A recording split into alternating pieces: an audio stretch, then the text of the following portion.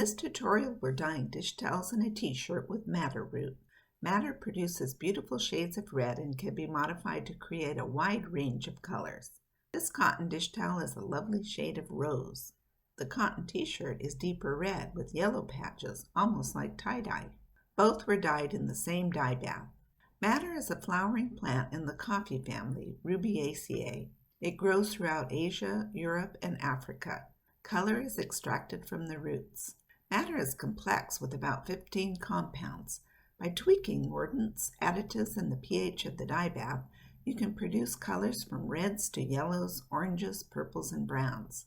Two significant madder species include Rubia tinctorum, source of the famous turkey red color, and Rubia cordifolia, source of the reds found in Indian chintz and painted cottons.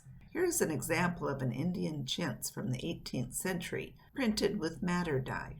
For this project, you'll need basic dye equipment and a well-ventilated workspace.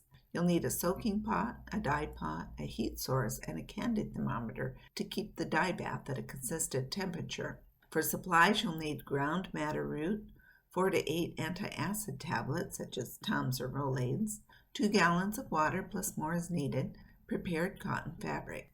For safety, wear a face mask and gloves when measuring and stirring the finely ground madder powder. Our weight of fabric is 498 grams, or just over a pound. This includes 5 dish towels and 1 t-shirt.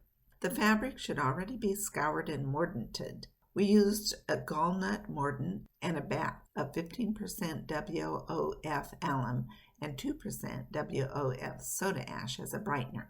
According to Maiwa, use 35 to 100% WOF madder for ground madder root. We'll use 50% WOF for a medium red, or 250 grams. I purchased Rubia cordifolia from Maiwa's School of Textiles in Vancouver, Canada. I chose cordifolia since it is less temperature sensitive than tinctorum. Cordifolia can withstand higher heat, so may be more forgiving for the beginner. The basic process is pre-soak the fabric, mix dye material in a pot and heat to 140 degrees Fahrenheit for an hour. Add fabric and cook for another 1 to 2 hours. Optionally, add modifiers.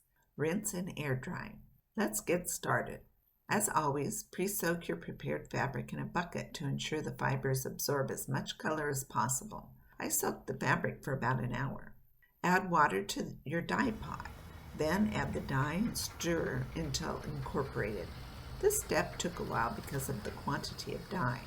In retrospect, it might have been better to mix the powdered dye in a small bowl of water and then add the concentrate to the dye pot. Slowly bring the water temperature to 140 degrees Fahrenheit. This process takes about an hour. Stir occasionally. Add the fabric and cook for 1 to 2 hours, maintaining the temperature between 140 and 160 degrees Fahrenheit. If you exceed 160 degrees, the red color may change to shades of brown. This is the time to add modifiers to change the pH of the water and influence the color outcome. Madder dyes best in hard water. If you don't have hard water, add a teaspoon of calcium carbonate per 1 pound of fabric.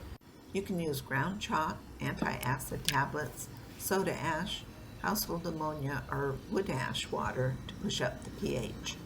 I added 8 Tums to favor a bluish red color rather than orangish red. Let the pot simmer, checking regularly. Stir so that the dye is evenly distributed throughout the fabric and keep the temperature in the recommended range. Regulating temperature is difficult with my heat source. The temperature is either on or off, but I found that I can control the temperature better by offsetting the pot from the burner and using indirect heat. I also added a little water periodically to cool down the pot. Turn off the heat and let the pan cool, leaving the fabric in the dye bath for as long as you want. I covered the pot with foil and soaked overnight for saturated color. Squeeze out excess dye from the fabric into the dye bath. Don't toss it. Rinse the fabric in cool water until it runs clear. Here in the San Francisco Bay Area, we are very water conscious, especially in drought years. I try to conserve water when I rinse the fabric by agitating it in a succession of water baths rather than letting the tap water flow. With most natural dyes, you can reuse the rinse water in the garden. Because of the strong color in our summer dry climate, I chose not to this time. Run the fabric through the washing machine's rinse spin cycle a couple of times. Air dry the fabric. Preserve the dye in glass jars or sealed buckets to reuse in future projects. According to Maiwa, the madder dye bath can be reused 2 or 3 times, producing lighter shades. Madder can also be used in combination with other dyes such as cochineal or walnut hulls to produce additional colors. I'm looking forward to experimenting.